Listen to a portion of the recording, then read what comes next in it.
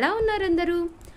ఆహా ఏమి రుచి అనరామై మరచి రోజు తిన్నా కానీ మోజే తీరనిది తాజా కూరలలో రాజా ఎవరండి ఇంకా చెప్పాల వంకాయేనండి. ఈ గుత్తి వంకాయ కర్రీ గురించి ఎంత చెప్పినా తక్కువేనండి. మరి ఇంకా లేట్ చేయకుండా ఈ గుత్తి వంకాయ కర్రీని ఎలా చేసుకోవాలో ప్రాసెస్ ఏంటో స్టార్ట్ చేసేద్దామా? ముందుగా ఒక పాన్లోకి 1 టేబుల్ స్పూన్ ధనియాలు, 3 లవంగాలు, కొంచెం దాల్చిన చెక్క, 1/4 టీ స్పూన్ అంత మెంతులు, అలాగే ఒక 5-6 ఎండుమిరపకాయలు, 1/2 టేబుల్ స్పూన్ జీలకర్ర తీసుకొని స్టవ్ ఆన్ చేసేసి ఈ పాన్ని ఆ స్టవ్ మీద పెట్టేసి మీడియం ఫ్లేమ్లో ఒక 2 నిమిషాల పాటు ఫ్రై చేసుకోండి. ఆ తర్వాత 1 టేబుల్ స్పూన్ కొబ్బరి పొడి వేస్తున్నానండి, లేదా మీరు డైరెక్ట్గా ఎండు కొబ్బరి అయినా వాడుకోవచ్చు. ఎండు కొబ్బరి ముక్కలైతే స్టార్టింగ్లోనే వేసేసి ఫ్రై చేసుకోండి. దాన్ని ఒక ప్లేట్లోకి తీసుకోండి. ఆ తర్వాత అదే పాన్లో 1 టేబుల్ స్పూన్ పల్లీలు, అదేనండి వేరుశెనగ గుళ్ళు వేసుకొని మీడియం ఫ్లేమ్లో దోరగా వేయించుకోండి. ఇవి దాదాపుగా వేగిన తర్వాత 1 టేబుల్ స్పూన్ నువ్వులు కూడా యాడ్ చేసుకొని 1 నిమిషం పాటు వేయించుకోండి.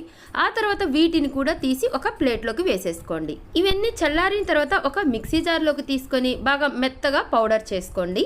ధనియాలు, లవంగా, చెక్క, ఈ పల్లీలు, నువ్వులు ఇవన్నీ మిక్సీ చేసుకొని పౌడర్ చేసుకొని చూడండి ఇలా పౌడర్ చేసుకున్న తర్వాత ఇప్పుడు ఇందులో ఒక మీడియం సైజు ఉల్లిపాయ, 2 చిన్న టమాటాలని ఇలా పెద్ద పెద్ద ముక్కలుగా కట్ చేసుకొని వీటిని కూడా ఆ మిక్సీ జార్లోకి వేసుకోండి. వీటితో పాటు 1 రెబ్బ చింతపండుని ఇలా వాటర్లో నానబెట్టి ఆ వాటర్తో సహా వేసుకోండి. ఆ తర్వాత 1 రెబ్బ కరివేపాకు, అలాగే 1/4 కప్పు వరకు కొత్తిమీర కాడలు వేసుకోండి. దీంతో ఫ్లేవర్ చాలా బాగుంటుందన్నమాట. అలాగే రుచికి సరిపడినంత ఉప్పు కూడా యాడ్ చేసేసేయండి. 1/4 టీ స్పూన్ పసుపు, 1.5 టేబుల్ స్పూన్ కారం, మీ టేస్ట్కి తగ్గట్టు అడ్జస్ట్ చేసుకోండి.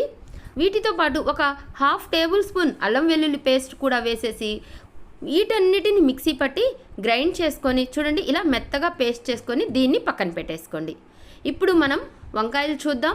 నేను 1/4 కేజీ వంకాయలు తీసుకున్నానండి. కొంచెం పెద్ద సైజు ఉండడం వల్ల 5 మాత్రమే వచ్చాయండి. నల్ల వంకాయలు లేదా గ్రీన్ వంకాయలు ఏవైనా తీసుకోవచ్చు.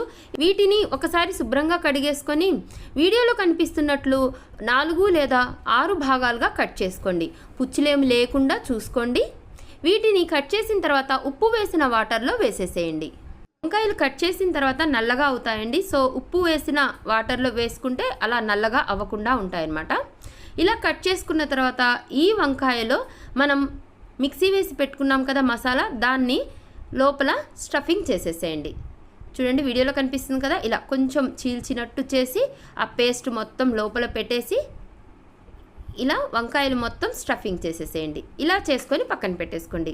మనకి ఈ మసాలా ఇంత మిగిలిందండి, దీన్ని కూడా పక్కన పెట్టేసుకోండి. ఇప్పుడు స్టవ్ ఆన్ చేసేసి ఒక మందంగా ఉన్న కడాయి పెట్టేసుకొని 2 టేబుల్ స్పూన్ ఆయిల్ వేసుకోండి. ఆయిల్ హీట్ అయ్యాక మనం స్టఫింగ్ చేసి పెట్టుకున్న ఈ వంకాయల్ని ఈ ఆయిల్లో వేసేసేయండి. సిమ్లో పెట్టుకొని మీడియం ఫ్లేమ్లో పెట్టుకొని ఆ ఫ్లేమ్ని అడ్జస్ట్ చేసుకుంటూ ఈ వంకాయలు మాడిపోకుండా మూత పెట్టుకొని మధ్యలో కలుపుకుంటూ ఒక 10 నుంచి 15 నిమిషాల పాటు ఈ వంకాయల్ని ఫ్రై చేసుకోండి. ఇవి బాగా మెత్తగా సాఫ్ట్గా మగ్గిపోవాలన్నమాట.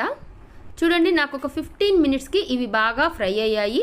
ఇప్పుడు వీటిని తీసి ఒక ప్లేట్లో పెట్టేసుకోండి.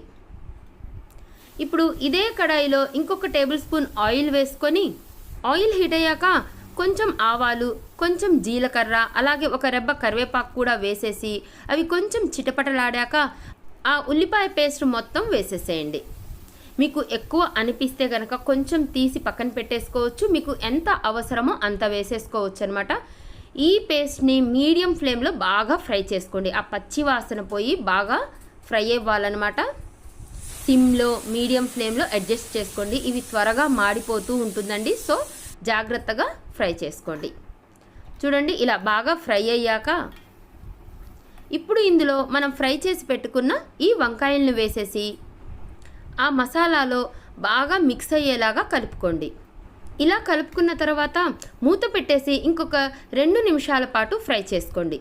ఆ తర్వాత 1/4 కప్పు వాటర్ యాడ్ చేసుకోండి. నేను ఆ మిక్సీలోనే వేసేసి ఆ మిక్సీ కడిగినట్టు చేసి ఆ వాటర్ యాడ్ చేశాను అనమాట.